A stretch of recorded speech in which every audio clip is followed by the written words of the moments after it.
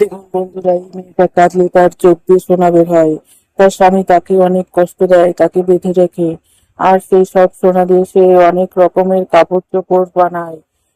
ক্রেতারা তার দোকানে এসে অবাক হয়ে যায় এবং অনেক দাম দিয়ে তার জামাগুলো কিনে নেয়। সে আরো লোভী হয়ে ওঠে। একদিন হঠাৎ একটি লোক তার দোকানে আসে এবং একটি ড্রেসের ছবি দেখায় এবং অনেক টাকার লোভ দেয়।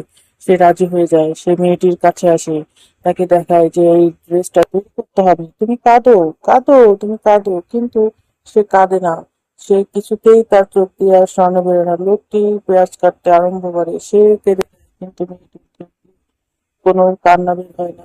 এবার সে চেষ্টা করে বিভিন্ন ভাবে, কিন্তু কিছুতেই কিছু হয় না। লোকটি ক্রমান্বয়ে অ্যাগ্রেসিভ হয়ে ওঠে। সেই মেয়েটির সাথে যে বিভিন্ন খারাপ পরিবেশ সৃষ্টি করলো। মেয়েটি অঝরে কাঁদতে শুরু করলো, অঝরে তার চোখ দিয়ে সোনার সুতা বের হওয়া শুরু করলো।